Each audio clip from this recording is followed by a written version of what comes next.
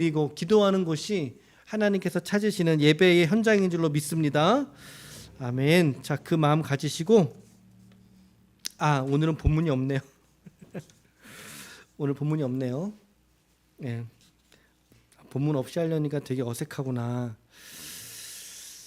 자, 본문이 없어요.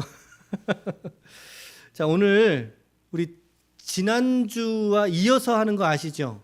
지난주 우리 수요일, 목요일, 금요일 우리 신앙인의 재정 관리 어떻게 할 것인가, 우리가 지난주에 첫 번째 시간으로 그걸 강의라고 해야 되나?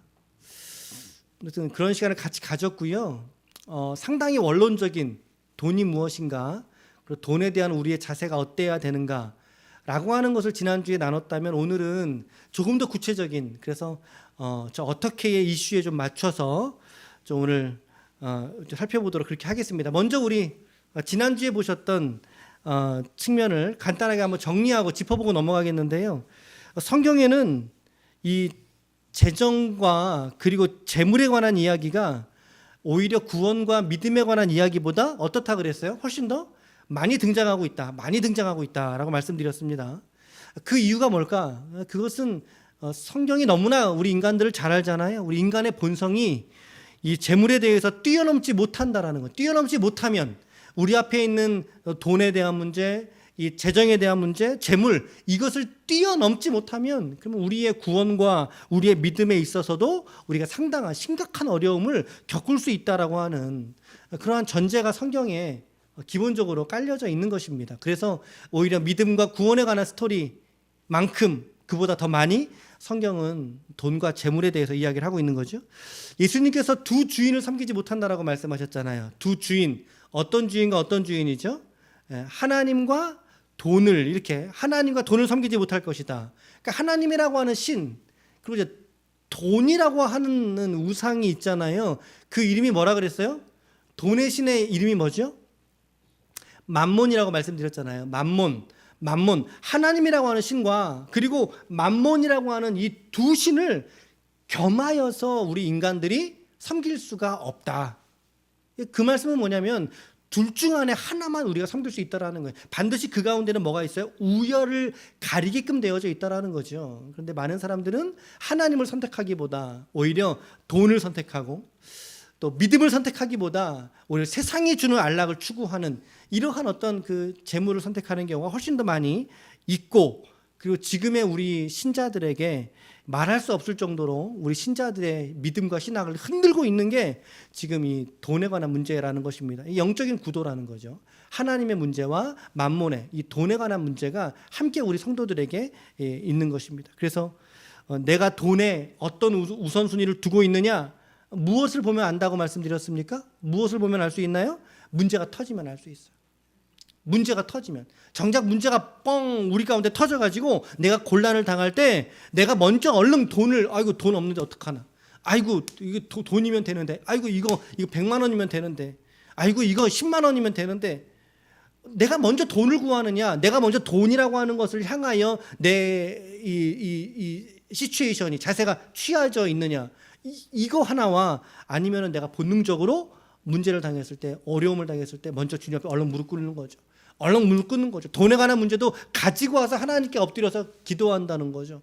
돈에 대한 문제 누구나 다 알아요. 하지만 하나님께 나와 엎드리는 사람이 있고, 그 문제가 발생했을지라도 내가 어떻게든 이 돈을 어떻게 해보려고 이렇게 아등바등 하면서 살아가는 이런 두 분류의 사람이 나눠져 있다는 거죠.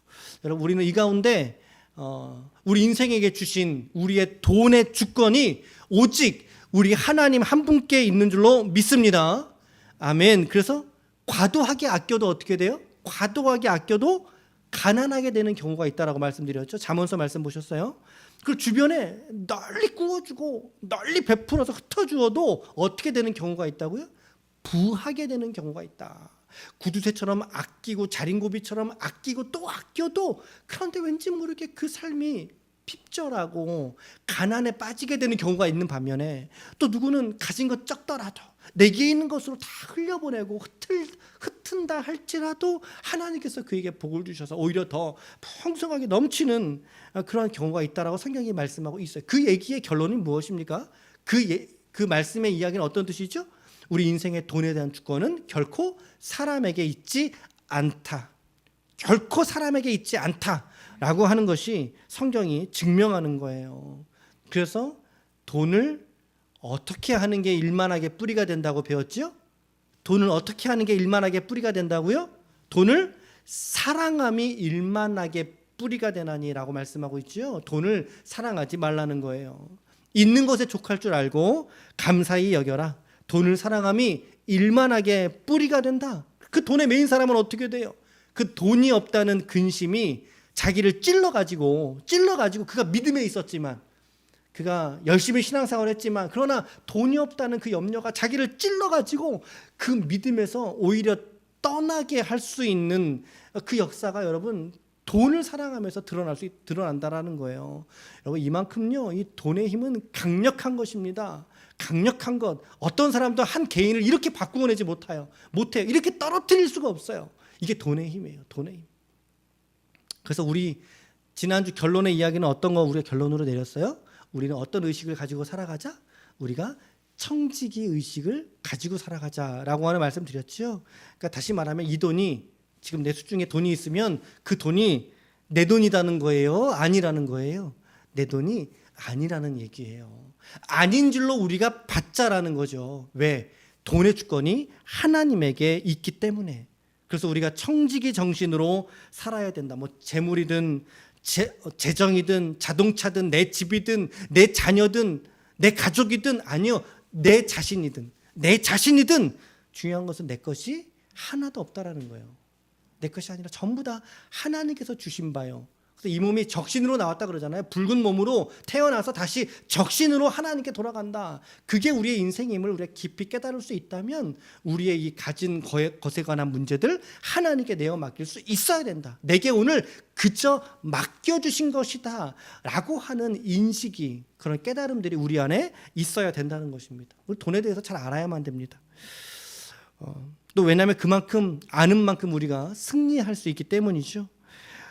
또한 우리에게 재정을 지혜롭게 관리하고 또 사용하고 나눌 수 있을 때에 하나님께서 우리에게 주신 돈의 목적을 우리가 이루어갈 수 있기 때문인 것입니다. 그런데 여기에 많은 사람들이 막혀 있어요. 사실은 이 돈 문제에 상당히 많이 막혀 있어요. 그래서 이 돈이라면 이제 벌벌대는 이유가 있죠. 벌벌대죠. 사람들이 돈을 사실은 잘 모르기 때문에 그런 거예요. 돈을 잘 모르기 때문에. 저도 돈에 대해서 상당히 벌벌댔던 사람 중에 한 명입니다. 상당히 벌벌댔어요. 어릴 때는, 대학교 다닐 때는, 여러분 그런 거 아세요?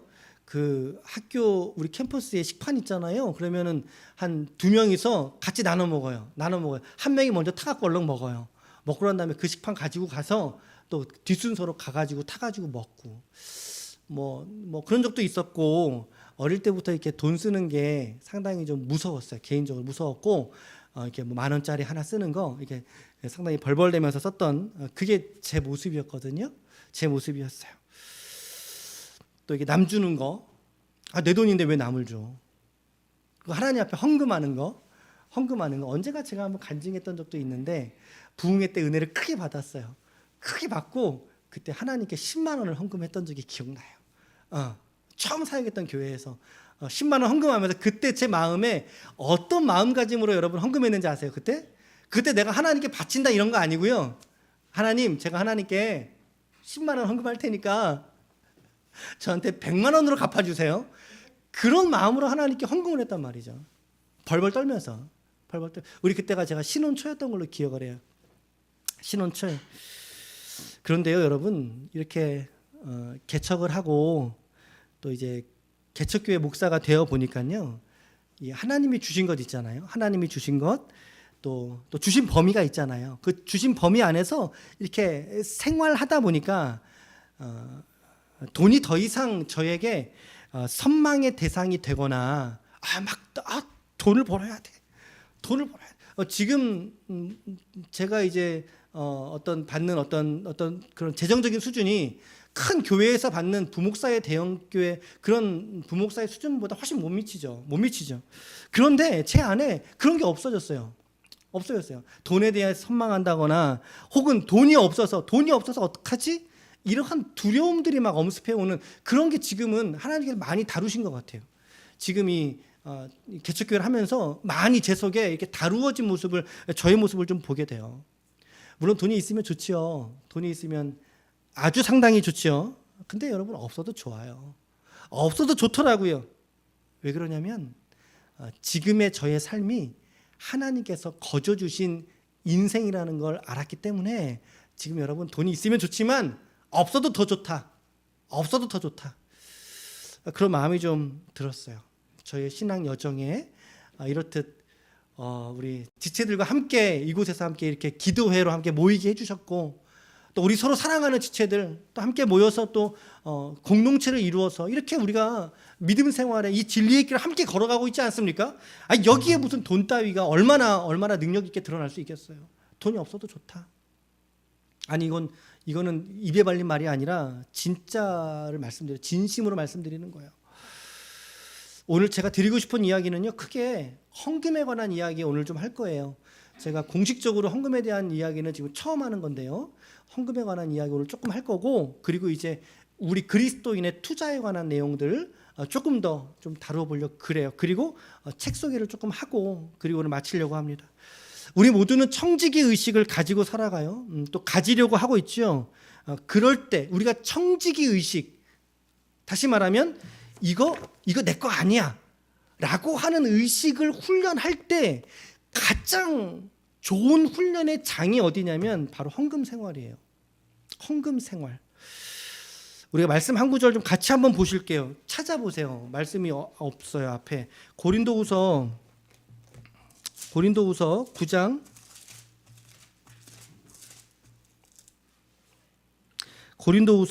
10절 말씀. 자, 고린도후서 9장 10절. 없는 분은 잘 들으시고 있는 분은 잘 보고 읽읍시다, 우리.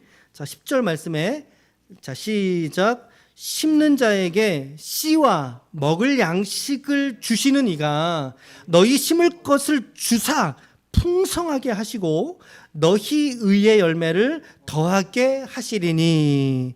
아멘. 이 구절은요, 우리가 이렇게 접근해 볼 수 있다는 거죠. 하나님께서는 우리에게 뭘 주세요? 일용할 것들을 공급해 주신다라고 하는 말씀이죠. 맞지요? 잘 보세요. 누가 주는 거예요? 하나님께서 주세요. 어떻게 주세요? 풍성하게 주세요. 근데 풍성하게 주시는데 이 가운데 이 양식이 두 종류의 양식으로 성도에게 주신다라고 말씀이 되어져 있어요. 두 종류의 양식으로. 어떤 양식과 어떤 양식인가요? 10절 말씀을 잘 관찰해 보시면 어떤 양식과 어떤 양식을 주시죠? 첫 번째는 씨앗이에요. 씨앗. 심는 양식을 주시고, 두 번째는 우리가 먹을 양식을 주신단 말이죠. 먹을 양식. 그래서 먹을 양식을 가지고 어떻게 하세요? 풍성하게 하사 너희의 열매를 더 맺게 하시는 분이 하나님이시다라고 말씀하고 있죠.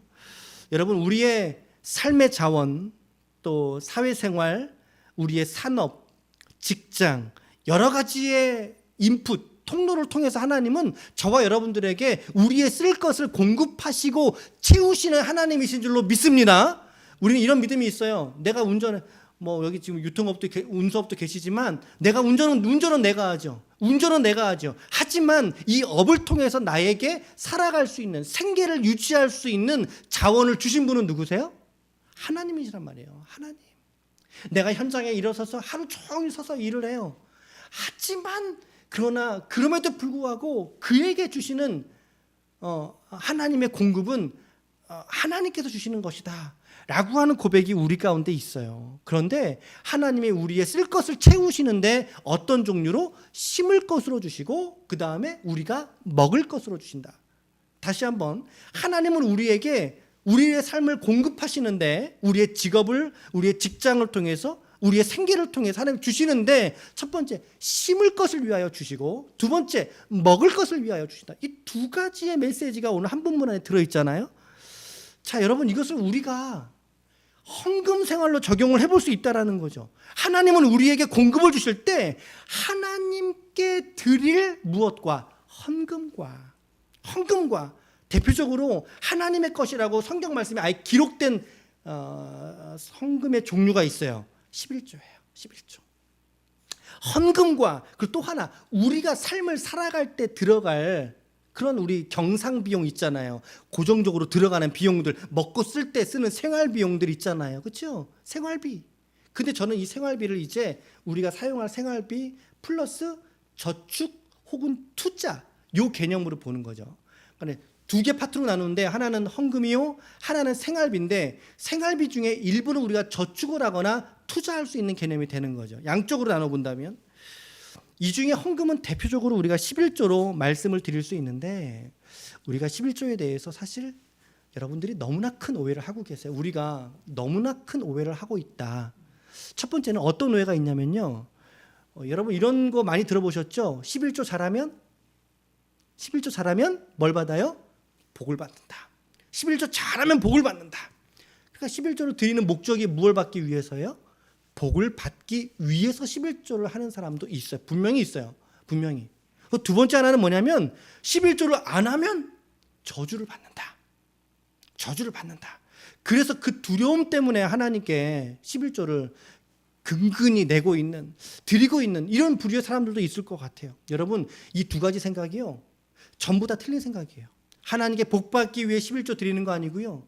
11조를 안 드리면 하나님이 우리에게 저주를 내릴 것 같아요. 그래서 어떤 사람은 그런 사람 있잖아요. 뭐 흔한 간증 중에 하나인데 목사님 제가 지난 한 해 동안 11조를 안 드렸는데 근데 올해 갑자기 병에 들려가지고 하나님이 그 11조를 다 가져가셨어요. 이런 간증을 여러분 종종 들으시죠. 하지만 글쎄요, 저는 그게 그렇게 신앙적인 관점은 아니라는 생각이 들어요. 물론 하나님이 그를 통해서 그를 깨닫게 하실 수도 있지만 그러나 하나님은요, 제가 아는 하나님은 그런 하나님은 아니십니다. 우리의 못 드린 형편, 우리가 드리지 못할 우리의 형편을 간과하시는 그런 하나님이 아니십니다. 그랬다면, 그 마음으로 못 드렸다면. 이 두 가지 생각이 전부 다 틀린 거예요. 하나님께 11조 바치면 복 받는다. 삑 틀린 얘기. 11조 드리지 않으면 저주를 받는다. 역시 틀린 얘기. 저는 개인적으로 11조의 무용론자가 아닙니다. 11조 쓸데없어. 그거 안 해도 돼. 지금 이 요새 시대의 젊은 사람들이 11조에 대한 무용론을 상당히 중요하게, 상당히 대두가 되고 있어요. 그래서 이제 심지어 성경에는 하나님을 시험할 수 있는 유일한 헌금의 항목이 11조거든요. 10 중에 하나를 너희가 하나님께 드려라. 내가 너에게 복을 주나 주지 않나 너희가 하나님을 시험해 보아라 라고 하는 말씀이 나오잖아요. 그래서 이제 그 말씀을 좀 마음에 잘 못 받아들이고 11조는 필요 없다. 목사들이 교회의 재정을 확보하기 위해서 성도들의 어떤 그 헌금을 요구하는 것이다. 저는 그렇게 결코 보지 않습니다. 절대 그렇게 동의할 수가 없어요. 필요 없다는 입장은 더더욱 아니고요. 우리가 11조를 드릴 때 더욱 온전하고 바른 정신으로 10의 1조를 하나님께 드려야 된다는 거죠. 제가 참고했던 이 책 중에 보니까 11조를 세 가지의 의미로 정의를 내려주고 있거든요. 소개해드려 볼게요. 첫 번째, 11조는 씨앗이다. 11조는 씨앗이다. 지금 당장 눈앞에 지금 심겨지면 그 씨앗이 눈에 보여요? 안 보여요? 안 보이잖아요. 안 보이지만 그 씨앗이 언젠가는 어떻게 되죠? 싹이 나고 자라고 열매가 맺어져서 그 심은 자에게 풍성한 열매로, 그것이 이 땅의 열매이든 영혼의 열매이든 자녀의 열매이든 어떠한 형식으로든 그것이 그 예물을 드린 자에게 반드시 열매 맺는 나무처럼 그게 열매를 맺게 되는 씨앗이다 라고 하는 비유를 두셨어요. 씨앗. 성도의 삶의 그늘이 되는 그 나무의 씨앗이 10의 1조다. 10의 1조. 두 번째는 11조는 마중물과 같다. 마중물. 제가 저희 어머니 고향이 남원이거든요. 남원인데 저 어릴 때는 이제 어머니 그 할머니 외할머니 마당에 우물이 있었어요. 지금은 우물 이거 해보셨어요? 하집사님 우물 해보셨어요? 이거 안 해보셨죠? 강호사님 해보셨어요? 안 해봤어요? 우리 나이 차이가 너무 많이 나는가 보구나. 정유사님 해보셨죠? 네.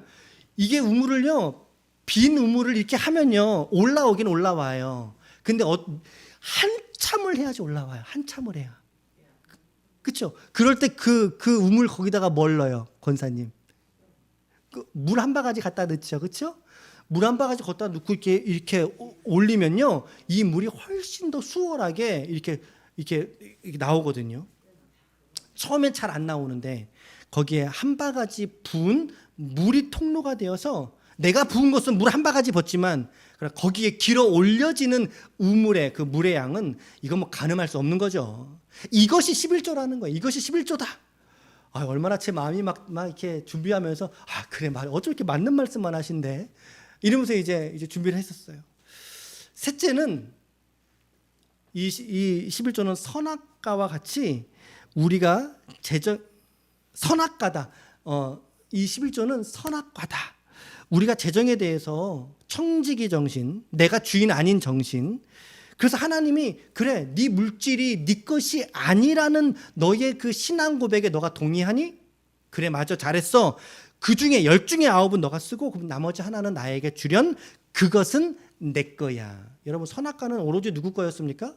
선악과는 하나님의 것이었어요. 창조 때 그거 아담에게 준 거 아니에요. 아담에게 주어서 따먹으라고 준 게 아니에요. 이거는 먹으면 안 돼. 이거는 고스란히 내아야, 내 치야. 그런데 어떻게 됐죠? 그들이 선악과를 따먹음으로 말미암아 그들이 죄의 구렁텅이에 이제 빠지게 된 모습을 우리가 보지 않습니까? 그런 거예요. 선악과. 이것은 하나님의 소유. 이것만큼은 하나님이 그래, 이것은 나에게 다오. 나머지 9은 너가 쓰더라도 이것은 나에게 다오. 이것은 건들지 마 라고 하나님께서 말씀하신, 그래서 11조가 선악과이다 라고 하는 표현을 하셨어요. 여러분, 11조는 우리의 모든 소득과 소유의 주인이 하나님이심을 고백하는 우리의 신앙 행위의 가장 높은 수준이 11조에 있는 줄로 믿습니다. 하나님이 우리의 주인 되시는 고백이 우리의 헌금 생활 속에 드러나게 되는 거예요. 그래서 11조는요, 여러분, 복받기 위해서 드리는 것도 아니고 또 드리지 않으면 저주를 받는다는 협박도 아니요, 오직 한 가지의 목적으로 드리는, 어떤 목적이요? 하나님이 제 삶의 주인이십니다. 하나님이 제 돈에 제게 주신 이 재정에 실은 10중에 10개가 다 주님 건데 하나님 얼마나 감사합니까? 9을 쓰라고 하시잖아요. 그 중에 한 개만 다오 그러시잖아요. 하나님이 저의 모든 것의 주인이십니다 라고 하는 그 선명한 고백이 드러나는 게 11조라고 하는 것입니다. 그래서 오늘 우리의 신앙은 오늘 우리의 헌금 생활을 통해서 우리의 신앙의 모습을 점검해 볼 수 있는 거예요. 있는 거. 한 가지로 예를 들면요, 저희 가정의 헌금 생활에 관해서 말씀을 좀 드려볼게요. 이것도 지금 처음 공개를 하는 건데, 저는 교회에서 여러 가지 쓸 것들 재정을 책정해 주셨어요. 주유비라든가 제가 사회생활을 딱히 다른 데 하는 것도 아니고 취미가 막 지금 어항을 하나 들여놨는데 제가 딱히 취미가 있어가지고 개인적인 돈이 여기저기 나가고 용돈이 필요해서 그러질 않아요. 그러질 않고 또 제가 또 만나는 사람들 10중에 8, 9은 다 우리 성도분들 만나죠. 또 우리 또 목사로서 써야 되는 부분들 다 일정 부분들 우리가 재정을 책정해 주셔서 제가 그 안에서 기쁘게 쓰고 있어요. 재단 관리라든가 사택 관련된 내용들 너무나 감사하게 교회에서 감당해 주고 계세요. 제가 받는 책정된 제 사례는 150만 원이에요. 150만 원. 그러니까 그 사례는 제 아내에게, 사모에게 들어가는 비용이, 사모에게 여보 이거 생활비 써, 이거 150만 원 드리는 거예요, 사모에게. 근데 그 중에서 11조로 15만 원이 나가요. 11조로 15만 원이 나가고, 그리고 저희 가족이 매주 2만 5천 원 정도 헌금을 해요. 2만 2천 원, 4천 원, 그 사이로 헌금을 해, 매주. 그러니까 이제 한 달에 한 10만 원이 나가죠. 그리고 저희 가족이 4명이 우리 선교 헌금을 작정을 해서 드리고 있거든요. 많지 않아요. 3만 원 정도, 맞죠? 3만 원을 지금 드리고 있어요. 다 합쳐서. 그리고 이제 절기가 되면은 절기헌금을 드리잖아요. 헌금을 되게 이렇게 엄하게 가르치는 목사님은 절기헌금을 당신의 11조 수준으로 하시면 이렇게 가르치거든요. 근데 제가 정말 해보니까 너무 힘들더라고요. 그렇게 못하겠더라고요. 그래서 뭐 일반적으로 우리가 한 3만 원 혹은 5만 원 이렇게 헌금하잖아요. 감사헌금, 절기헌금을 그렇게 헌금해요. 그러니까 한 달에 들어가는 헌금 액수가 30만 원에 35만 원 사이가 돼요. 우리가 헌금이. 그리고 이제 또 저는 또 개인적으로 이렇게 재정을 조금 플로잉하는 기관이 있거든요. 15,000원. 지금 이제 5년째 하고 있어요. 5년째 그거를 계속 하고 있어요. 이러니까 그 비용이 어디서 나가냐면 150만 원에서 나가는 거예요. 150만 원에서 지금 사모에게 들어간 한 30만 원, 그러니까 미니멈 잡고 30만 원이 헌금으로 교회에 드려지고 있어요. 그러니까 이제 사모가 생활할 때는 이제 120만 원으로 생활을 하는 거죠. 120만 원으로. 순수 120만 원으로 가정 생활을 꾸려가고 있어요. 근데 여러분, 제가 지금 뭐 적게 받는다, 많게 받는다, 그걸 말씀드리려는 게 아니에요. 여러분들은 얼마 받는데 나는 그걸 말씀드리고자 하는 게 아니에요. 예. 그런데 여러분, 너무 신기한 거는요, 부족함이 없다는 사실이에요. 할렐루야. 할렐루야. 부족함이 없다는 사실이에요. 여러분들은 여러분들의 생활 수준과 지금 제가 말씀드린 이 생계비, 우리의 생활비라고 딱 보셨을 때 어떤 마음이 드셨나요? 아이고, 저 목사님 어떻게 살아가나. 이제 우리 그나가 대학교를 들어갔어요. 대학교를 들어갈 것 같대요, 대학교를. 그리고 이제 딸아이는 이제 고등학교 1학년이 되잖아요. 과연 저 목사님이 생존할 수 있을까?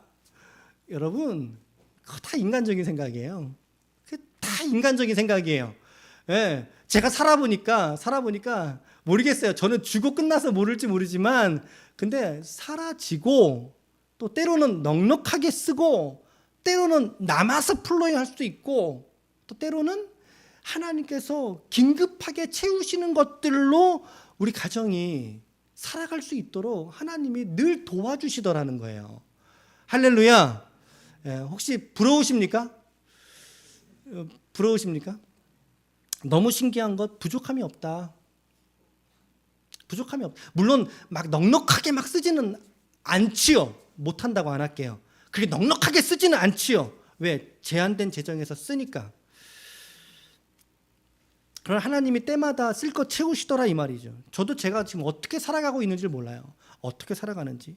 신기하리만큼 살아가는데 그 이유가 무엇인가? 라고 했을 때 저는 이렇게 생각해요. 이 돈이 내 돈이 아니라는 생각을 하나님이 가르쳐 주셨기 때문이라는 거죠. 이 돈이 제 돈이 아니라는 거예요. 여러분, 교회 헌금 제 돈입니까? 그거 제 돈입니까? 제 돈 아니에요. 제 돈 아니에요. 여러분, 교회가 제 겁니까? 아니에요. 교회도 제 거 아니에요. 다 하나님 거고, 또 제가 이곳에서 사역을 하면서 주시는 모든 재정들도 제가 벌어서 내가 받는 게 아니라 하나님께서 공급하시고 채우시는 재정이라고 저는 받고 있어요. 저는 그저 이것을 고백하는 한 사람의 성도일 뿐입니다, 여러분. 한 사람의 성도, 하나님이 공급하셔서 하나님이 공급하시는 것으로 오늘 우리는 살고 있어. 살고 있어. 제 딸아이가 학원도 가요. 학원도 가고 학원 들어가는 비용도 들어가요. 그런데 모르겠어요. 어떻게 되는지. 이게 다 돼요. 다 돼요. 제가 이런 얘기를 몇 번을 했어요. 안 사람한테. 어떻게 우리가 지금 이게 돈이 지출돼서 돌아가는지 나도 모르겠다. 모르는 게 정답이다. 근데 하나님이 채우신다. 주신다. 하나님이 늘 채우시더라는 거죠. 사라지고 그게 하나님의 원리예요. 원리. 아무리 드려도 모자르지 않는. 어떻게 저렇게 받는데 30만 원 이렇게 헌금하면서 어떻게 살아? 어떻게 살아? 아니요, 여러분. 아무리 하나님께 드려도 모자랄 뿐이고 우리의 마음에는, 하지만 하나님은 넉넉한 삶을 우리에게 허락해 주신다. 넉넉한 삶을. 물론 이것은 상대적 개념이겠지만 그러나 저에게는 넉넉한 삶이에요. 하나님께서 주셔서 살아가고 있어요. 여러분, 이거 지금 저의 간증이고 제 이야기를 해드린 겁니다. 저의 이야기를 말씀드렸어요. 자, 제 이야기인데 바울은 이 헌금에 대해서 뭐라고 가르쳤을까요? 고린도후서 8장에 보면요, 마게도냐 교회의 교인들이 예루살렘을 위하여 연보합니다. 헌금을 하거든요. 그때 어떻게 했냐면요, 연보함에 있어서 풍성하게 했다라고 기록하고 있어요. 풍성하게 했다. 그리고 힘대로 할 뿐만 아니라 힘에 지나도록 했다라고 말씀하고 있어요. 바울은 그렇게 헌금을 했다. 그들이 그런 마음으로 그렇게 헌금했다. 특별히 여러분, 이 자본주의 시대를 살아가는 사람들은요, 이 헌금함에 있어서 상당히 인색하게 헌금할 때가 있지 않겠습니까? 그런데 바울이 어떻게 하라고 말씀하고 있어요? 힘에 지나도록 넘치게 그들이 헌금했다라고 상당히 높은 기준의 헌금 태도를 오늘 우리 성도들에게 가르쳐주고 있다라고 하는 것입니다. 이 말은 어떤 의미일까요? 그들이 돈에 매여 있지 않는 자유한 삶을 살고 있다, 이 말입니다. 복음이 주는 자유, 하나님의 복음이 그들에게 들어가서 그들이 변화되어져서 그들의 주머니가 자원함으로 하나님께 드려지게 되는, 정말 이 돈에 매이지 않는 그 자유한 삶을 저들이 살고 있다는 것을 보여주었고, 이 삶을 오늘 이 말씀을 보는 성도들이 이 삶을 살아내야 된다라고 가르쳐주고 있는 거예요. 바울은 그렇게 가르쳐주고 역설하고 있는 거예요. 이만이 아니라 고린도후서 9장에는요 아주 구체적으로 이렇게 기록되어 있어요. 갑자기 하지 말라고. 갑자기 하지 말고 미리 준비해서 드려야 참 연보가 되나니, 이렇게 기록되어져 있어요. 참된 연보 어떻게 한다고요? 갑자기 드리지 말라는 거예요. 준비해서. 그래서 여러분, 또 이렇게 좀 보수적인 신앙색이 있는 분들은요, 토요일 날 돈을 다렸어요. 우리 옛날 어르신들은요, 다리미 왜 전기 다리미인데, 지금은 옛날에는 다리미 위에다가 그 숯을 놔서 이제 다리미를 하셨잖아요. 그 숯다리는 그 밑에 돈 깔고 1,000원짜리 뭐 이렇게 깔고 500원짜리 깔고 그 위에다 1,000 덮어가지고 그거 다려가지고 그 다린 거를, 여러분 금액이 많고 적은 게 문제가 아니라니까요. 어떤 중심으로 하나님께 드렸느냐. 여러분 그렇게 해서 우리 믿음의 선배들이 하나님께 마음을 드렸어요. 그 마음으로 빳빳하게 준비해서 하나님이 금액 보시나요? No. 사람은 금액 봐요. 하지만 사람은 하나님은 금액 안 봐요. 그 마음 얼마나 준비했느냐. 역사님 이렇게 막 이게 꾸깃꾸깃 해갖고 올려갖고 이렇게 드리는 거, 물론 이제 없으면 갑자기 하면 그렇게라도 해야죠. 해야 되는데, 근데 이제 무슨 말씀인지 아시죠? 예, 그런 말씀도 이제 가르쳤고, 바울이 고린도전서 16장에 보면요 또 이렇게 말씀하고 있습니다. 매주 각 첫날이니까 무슨 날이겠어요? 월요일 출근한 날. 첫날 너희 각 사람이 수입에 따라 모아두어서 헌금하라. 이 말은 월요일 날 첫날 벌어들인 것을 하나님의 것으로 구별하면 어떻니? 그 말씀이에요. 구별하라.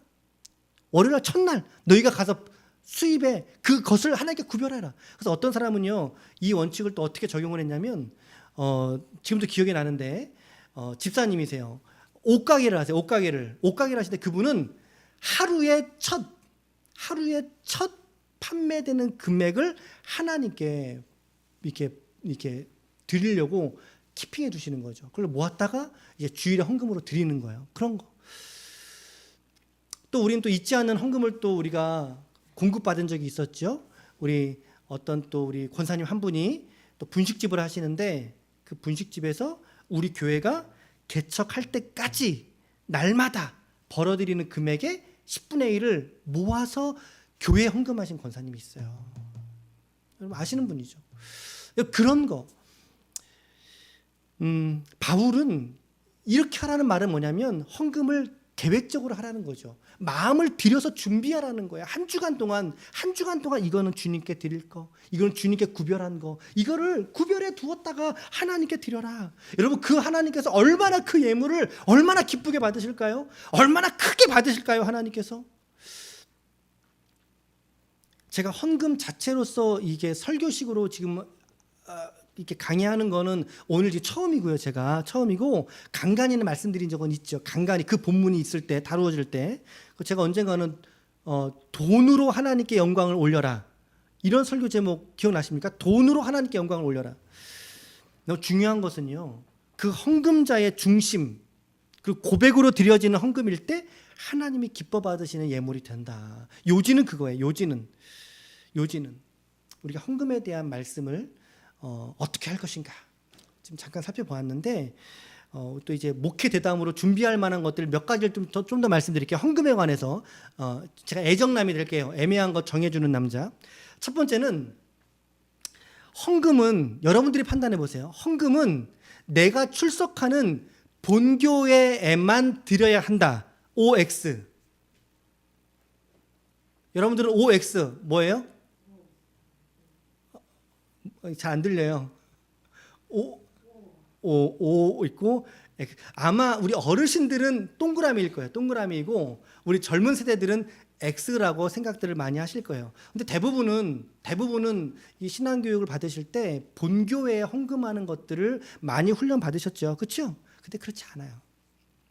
참 이제 제가 이제 개척교회 재정적으로 미자립된 교회 목회자로서 이런 말씀드리긴 참 불편하지만 근데 여러분 그렇진 않아요. 아닌 건 아니라고 말해야죠. 그렇진 않아요. 왜냐하면 교회의 본질은 뭐죠? 예수를 머리로 하는 우주적 연합이 몸된 것이 그게 교회예요. 이렇게 로컬 철치로 나눠져 있는 건 지역적이고 행정적으로 구분된 거지. 하나님의 관점에서는 여러분 이 교회나 저 옆에 꿈 있는 교회나 여기 성문교회나 우리 다 똑같은 교회란 말이죠. 그래서 우리가 어디다가 헌금을 해도 여러분 헌금은 목사에게 하는 거예요? 하나님께 하는 거예요? 헌금은 철저하게 하나님께 하는 거예요. 그러면 하나님이 여기에만 있어요? 저기엔 없어요? 똑같은, 그렇죠? 똑같은 하나님이 여기에 계시고 저기에도 계세요. 우리 같은 하나님을 믿기 때문에 여러분 그 하나님께 드리는 헌금 어떤 교회에다가 할지라도 우리 믿음과 신앙에서는 문제가 안 돼요. 안 돼. 하지만 가급적 본교회로 헌금하시기를 바랍니다. 가급적 본교회로 하시는 게 좋죠. 왜냐면 만약에 여러분들이 또 다른 교회에 헌금을 드리고 싶을 때는요, 여러분들이 교회에다가 본교회에 목적 헌금으로 올리시는 게 좋아요. 목적으로 올리시면 교회에서 그분 계좌로 간다거나 그 교회로 보내드리면 되는 거잖아요. 자, 이렇게 하면 우리가 여러분들이 우리 교회에서도 기부금 영수증 이제 뭐 계산하실 때 떼시는 분들도 있고 안 떼시는 분들도 있는데 떼시는 분들이 만약에 다른 교회에 헌금을 해서 또 본교회에 기부금을 요청한다고 한다면 이게 행정적으로 이게 좀 무슨 말씀인지 아시죠? 예, 거기 얼마 헌금했는지 제가 전화해서 확인해 봐야 되잖아요.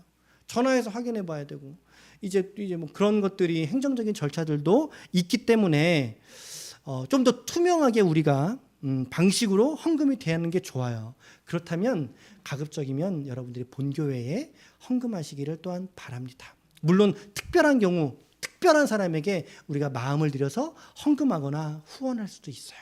열려 있지만 그러나 우리의 사랑하는 우리의 교회 지체들 또 우리의 또 사랑하는 목회자가 있는 우리 지체들이 있는 우리 또 교회에 여러분들 헌금하시면 또 그 헌금을 통해서 또 지체들을 섬기는 일에 또 귀하게 쓰여지는 거죠.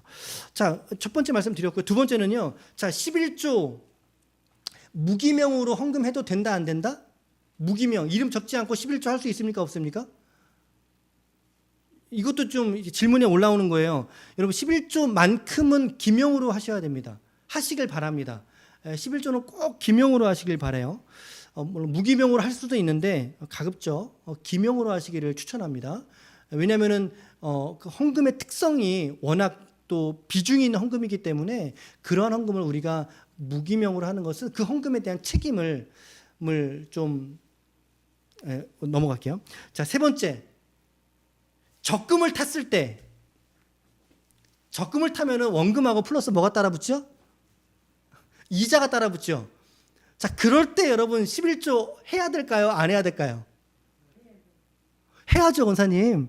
그러면은 자, 이제 설명할게요. 자, 10만 원씩 내가 12개월 1년짜리 예금을 넣었어요. 적금을 넣었어요. 그럼 이제 13개월 때 이자가 워낙 높아가지고 130만 원을 원금은 120만 원인데 내가 수령하는 금액이 130만 원을 수령했어요. 자, 그러면 이 사람은 11조를 얼마 내야지 맞지요? 자, 13만 원 나왔습니다. 또 그렇죠. 11조 해야죠. 예. 자, 얼마 하지선이 얼마 11조 하면 될까요? 13만 원? 다들 13만 원을 계산하셨구나. 네, 13만 원 하세요 그러면. 네, 하시는데 권하는 것은요. 어차피 이 적금에 부었던 10만 원은 이미 하나님께 우리가 다 헌금 생활하고 우리가 이제 주신 것들을 넣는 거잖아요. 그러니까 나중에 그 금액은 안 하셔도 괜찮고요. 엄밀한 의미에서는 이자 수입, 내게 새로 수입이 들어온 거잖아요. 그러니까 이자 수입은 얼마였어요? 10만 원. 그 10만 원의 10분의 1은 얼마예요? 만 원. 그러니까 그런 경우는 만 원을 11조 하시면 그게 맞는 거예요. 그러니까 우리 정용호 이사님 13만 원 하세요. 꼭 하시기 바랍니다. 자, 무슨 말씀인지 아시죠? 이렇게 우리가 예적금을 통해서 우리가 이자 수입이 생겼을 때는 원금을 제한 이자 수입에 대한 11조를 하는 게 맞다. 요런 좀 권면을 좀 드리고요. 지금 이제 애매한 걸 말씀드리는 거예요. 자, 누가 대학에 붙었어요. 제 아들이 대학 이제 들어갔는데 이제 500만 원을 줬다면 500만 원을 대학 등록금에 쓰라고 500만 원 줬어요. 자, 그러면은 500만 원 받았으니까 11조 해야 될까요? 안 해야 될까요? 정강사님, 11조 해야 돼요? 안 해야 돼요? 안 해도 돼요? 안 해도 돼요. 여러분들 어떻게 생각하세요? 11조를 안 하셔도 괜찮아요. 안 하셔도 괜찮고, 그 중에 이제 500만 원을 받았는데, 뭐 등록금이 400만 원이 지출됐어요. 100만 원 남았잖아요. 100만 원이 이제 이익이 됐으니까 여기서 10만 원을 해야 되지 않습니까? 라고 생각을 하실 수 있는데, 괜찮아요, 여러분. 괜찮아요. 다 목적을 향해서 주었다면, 그거는 수익이라고 볼 수 없는 거예요. 수익이 아니라 후원이죠. 그렇죠? 그런 것에 있어서는 그 학생을 위해서 쓰라고 준 돈이기 때문에 굳이 11조에 대한 강박을 안 가지셔도 된다는 얘기입니다. 강박을 안 가져도 된다. 여러분 융자를 받았어요? 융자 3천만 원 받았어요? 3천만 원에 대해서 11조 해야 돼요? 안 해야 돼요? 정용우 집사님 3천만 원 내가 융자 받았어요. 11조 해야 돼요? 안 해야 돼요? 그러면 300만 원 헌금하실 거예요? 아우 주여. 네네네. 네네. 네네네. 오케이. 꼭 하시길 바라고요. 제가 드릴 말씀은 안 하셔도 된다는 겁니다. 왜냐하면 이제 융자는 수익이 아니라 산업을 위해서 투자 자금으로 이제 끌어온 금액이기 때문에 그거는 안 해도 된다라고 하는 게 중론이에요. 그런데 여러분 제가 지금 해라 말아라 하지만 결론적으로는 누가 선택하는 거예요? 여러분들의 믿음이 선택하는 거예요, 여러분. 믿음이 선택하는 거예요. 여러분 세금을 환급받았어요. 세금을 받죠? 세금 환급받으면 그거 11조 할까요, 말까요? 되게 보수적이다 우리 정 집사님. 너무 좋으네요, 집사님. 예. 하지만 세금 환급 받으신 거는 11조 안 떼셔도 돼요. 안 하셔도 돼요. 왜냐하면 그게 나올 수도 있었던 돈이지만 안 나올 수도 있었던 돈이잖아요. 안 나올 수도 있었던 돈에 대해서 우리가 11조에 대한 생각을 하는 것은 어떻게 보면 그러니까는 알아서 하세요. 여러분들이 하려면 하세요. 그런데 강박을 가지는 건 주님이 원하시는 게 아니라는 거죠. 주님이 원하는 오히려 그것을 11조가 아닌 다른 방향에서 흘려보내거나 다른 방향으로 섬기거나 그런 방식으로 우리가 돈을 쓰면 되는 거예요. 11조를 교회에서는 가르치지만 그러나 우리가 11조의 강박을 가져서는 안 된다. 강박을 가져서는 안 된다. 자유함으로 기쁨으로. 어떤 분은 사업하다가 손실 났어요. 마이너스 1,000만 원 적자를 봤어요. 근데 적자 본 손해 금액조차도 11조를 내시는 분이 있어요. 어떤 의미로? 앞으로 더 벌 거니까.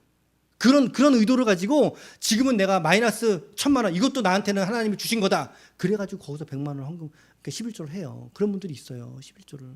손해를. 여러분 중요한 건 뭐죠?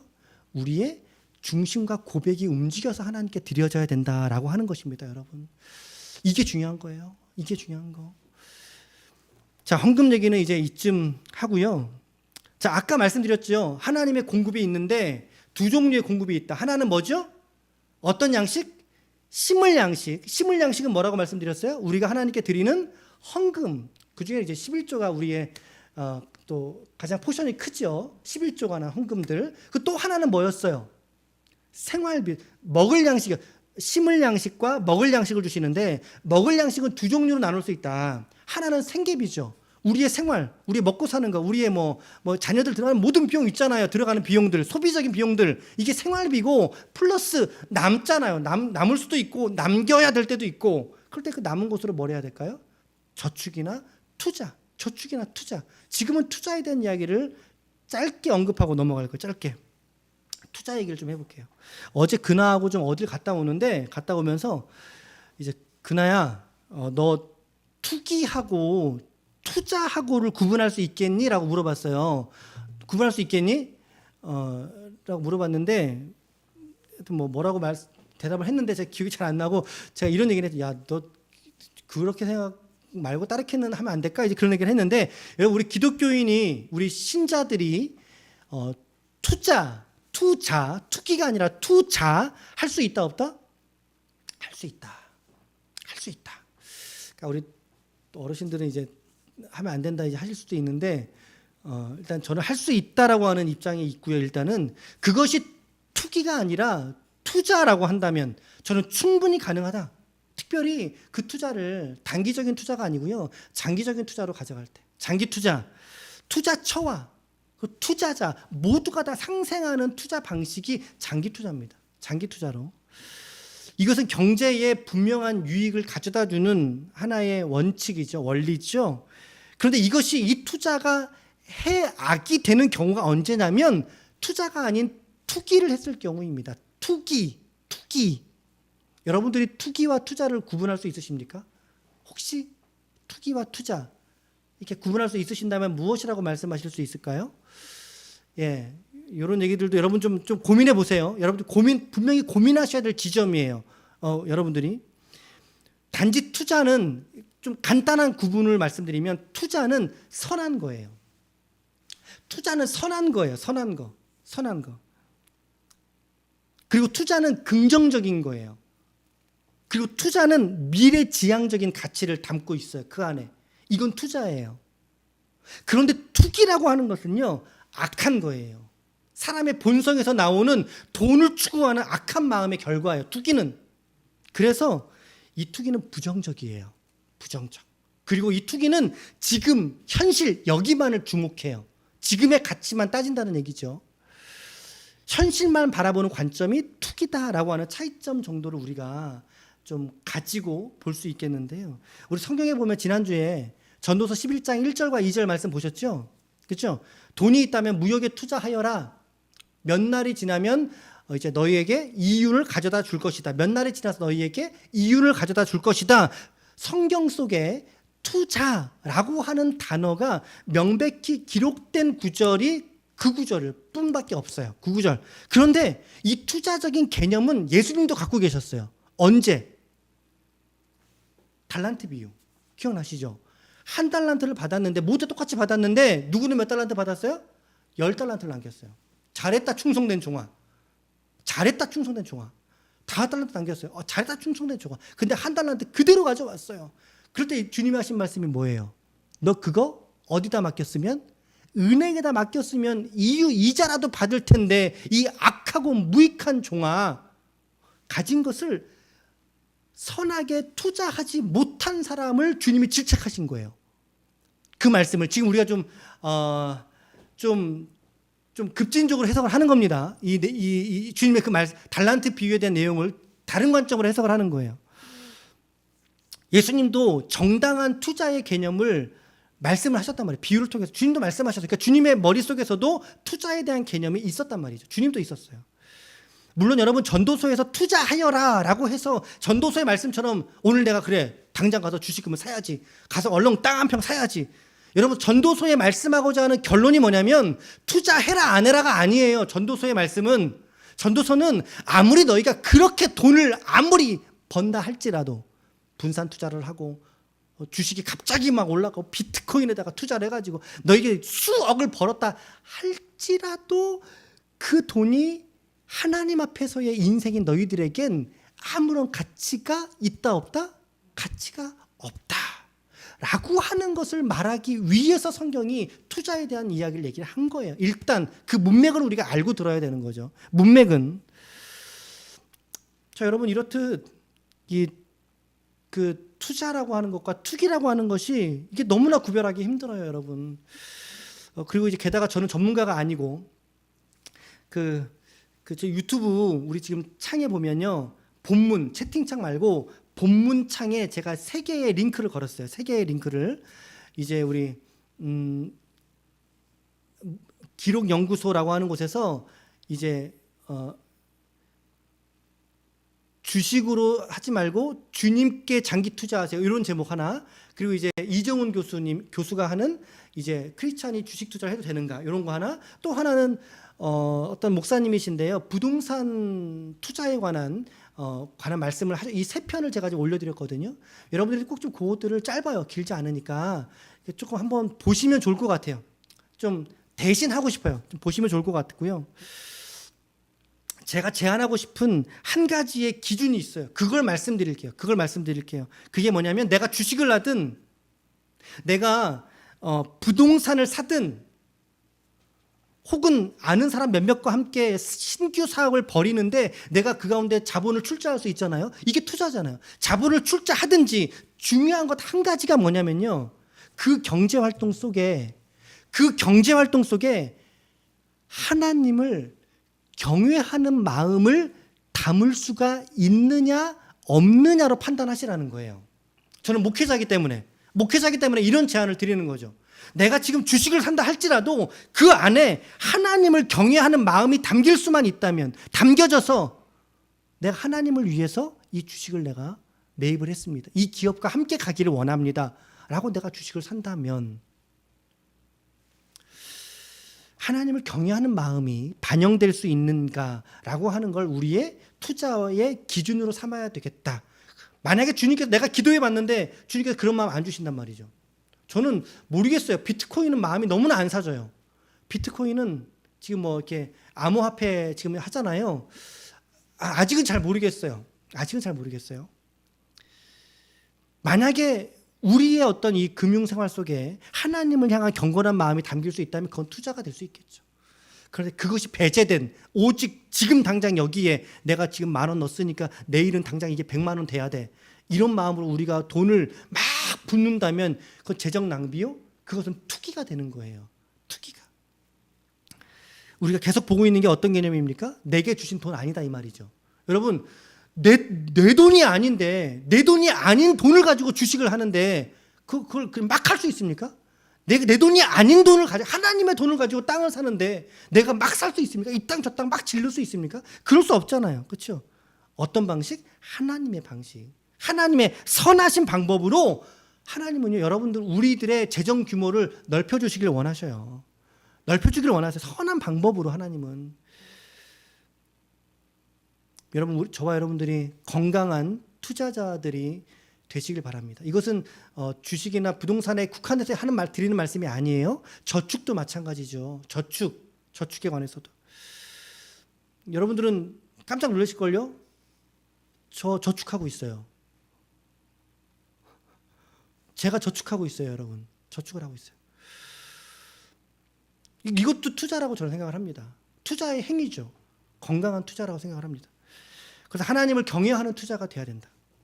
예전에는 청부론이 이제 대두가 됐다가 지금은 성부론이 대두가 되고 있어요. 옛날에 깨끗한 부자, 청부론. 근데 청부론 가지고는 안 된다. 우리는 성부가 돼야 돼. 성부가, 이거는 하나님의 성부가 아니라 거룩한 부자를 말하는 거죠. 세상에서 거룩한 부자, 구별된 부자, 돈을 벌어도 목적이 다르고 돈을 쓸 때도 목적이 다른 부자가 되어야 된다. 성부론, 거룩한 부자. 저는 우리 지체들 한 분 한 분들 모두가 다 이 땅에서 구별된 거룩한 부자인 성부가 되시기를 축복합니다. 거룩한 부자가 되시길 바랍니다. 물론 이 부자라고 하는 개념에서도 우리가 논란의 여지가 있지만, 그러나 여러분들을 향한 축복의 마음이 그렇다, 이 말입니다, 여러분. 세상과 구별된 부자가 되어서 우리가 하나님을 섬기는 그 마음으로 우리에게 주신 것들을 활용할 수 있어야 되죠.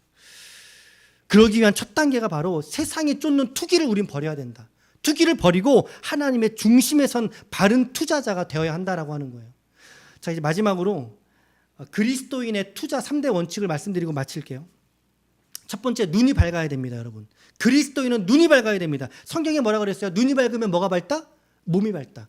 눈이 밝으면 몸이 밝다. 이 말은 뭐냐면 내가 투자하길 원하는 그 가치에 대해서 알아야 된다라는 거예요. 스터디가 돼야 된다는 거예요. 연구가 돼야 된다는 거예요. 확신이 있어야 된다는 거예요. 눈이 밝아야 투자를 할 수 있다. 눈이 밝아야.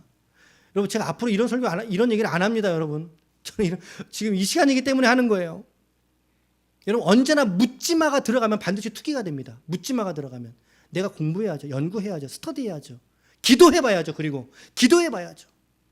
눈이 밝아야 됩니다. 우리 믿는 자들의 투자는. 두 번째, 가장 높은 수익은 하나님께 저축을 하십시오. 투자 원칙. 가장 높은 수익은 하나님께 드리십시오, 여러분. 하나님께. 우리가 돈 벌어서 뭐 할 거예요? 돈 벌어서 뭐 할 거예요? 그 돈 벌고자 하는 목적이 정확해야 되고 하나님의 일에 쓰여질 수 있도록 우리 투자의 목적 자체를, 방향을 하나님께 맞추어야 된다라고 하는 것입니다. 두 번째. 세 번째는 흩어서 뿌려야 된다라는 거죠. 흩어서 뿌려야 된다. 수익이 났을 때 여러분 분명히 헌금도 하실 거잖아요. 헌금도 하실 거고. 하지만 더 중요한 것은 내 손에 내 투자 수익이 오래 머무르지 않도록 계속 흘려보내는 거예요. 계속. 그럼 어떻게 될까요? 영적인 원리가 뭘까요? 뭐라 그랬죠? 그 잠언 말씀에 뭐라 그랬어요? 너희가 과도하게 아껴도 가난하게 되고 흩어 뿌릴지라도 부하게 되는 경우가 있다. 하나님께서 그렇듯 이 뿌리는 인생에게 하나님께서 부하게 하지 않으시겠습니까? 영적인 원리예요, 여러분. 영적인 원리. 여러분들 나름대로가 이 신앙적 관점을 가지고 경제생활을, 금융생활을 잘 하시길 바라고요.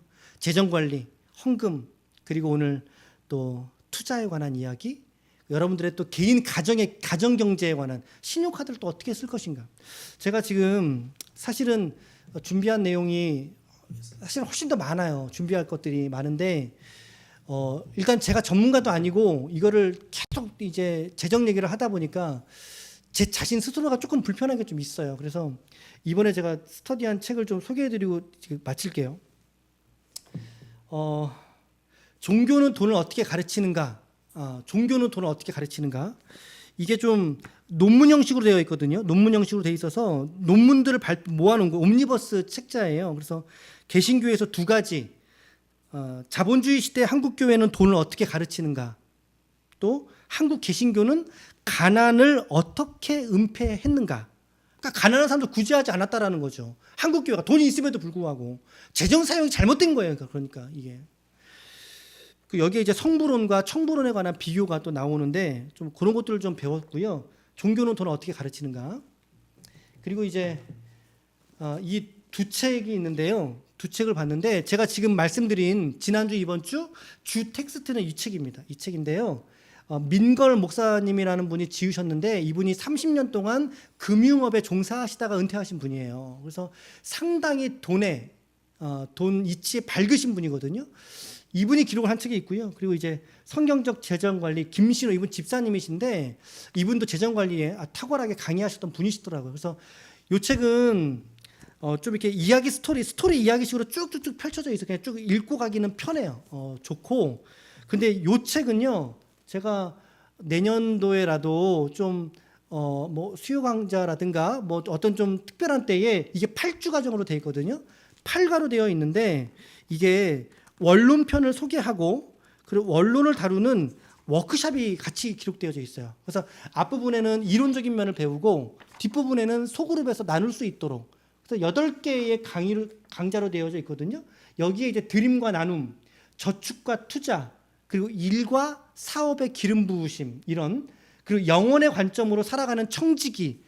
그러니까 여기서 다뤘던 내용들인데, 같은 내용들인데, 이게 조금 더 조직적으로 돼 있고, 이거는 소그룹 나눌 수 있도록 이렇게 되어 있어요. 그래서 여러분들이 제 생각에는 우리 영상을 좀 보시고, 이 책은 좀 구매하시면 좋을 것 같아요. 여러분들이 성경적 재정관리 김신호 집사님이 이제 만든 책이에요. 그래서 이 책들을 저에게도 유익했는데 여러분들께서 정말 우리가 성경적인 재정관리에서 이거를 깨닫고 극복하고 우리의 돈 없음을, 돈의 결핍을 넉넉하게 믿음으로 극복하지 못하면, 넘지 못하면 우리는 우리의 믿음도 믿음에서 떠나 수 있다. 상당히 위험한 일이 될 수 있다라는 거죠. 그래서 제가 참 유익한 또 준비하는 스터디할 수 있는 시간이었던 것 같습니다. 그래서 우리 지난주 이번 주 지금도 시간이 계속 지나가서 제가 마음이 불편하지만 어쨌든 여러분들에게 마지막 시간이다라고 생각을 하고 여러분들에게 말씀을 드렸어요. 그래서 여러분들이 꼭 주님이 원하시는 경제 생활을 통해서 우리에게 주신 것들 청지기 의식을 가지고 흩어 뿌릴 수 있는, 그래서 우리가 투자든 우리에게 가진 소유가 늘어날 때마다 더 많은 지체들을 담아내고 섬길 수 있는 그러한 우리 성도들의 삶의 그런 열매가 맺어질 수 있기를 예수님의 이름으로 간절히 축원합니다. 그러한 믿음이 되시기를 간절히 축복합니다. 아멘.